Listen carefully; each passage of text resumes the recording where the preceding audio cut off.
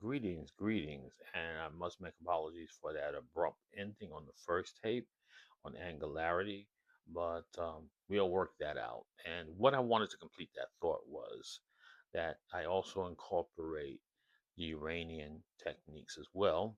And with the ascendant, they give a kind of, let's say, narrative that it can represent the environment that you're into. So I look at that too. So if there's a transit going through your first house, look at the environment, be observant of the environment.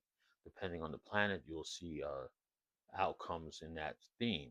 Now, of course, slower moving planets, you will see much more. The faster ones, Mercury, the Sun, the Moon, of course, and you will actually see a lot more. But the themes will be just daily, temporary actions. For the Sun, of course, it's going to be a whole month where you can combine that energy or focus that energy of that first house sign.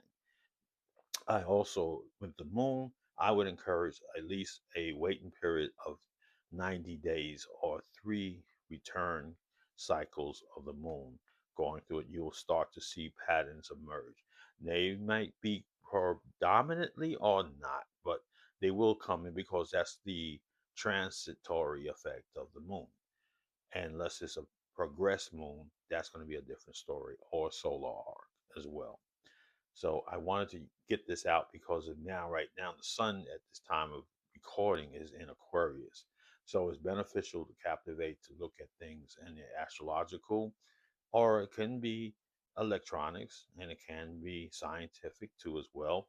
Technology can be a boom actually for you or to utilize if you're in that field. If not, then it's a time to pick up the books for that month period and try to address certain aspects or themes. Just not things that you want to go out crazy and get a doctor's degree studying, but you'll get more access to the technology through the Uranian transit of the sun in Aquarius.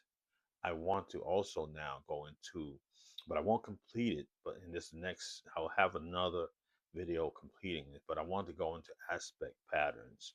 Now, the two aspect pattern, uh, the two aspect patterns is the T square and the trine.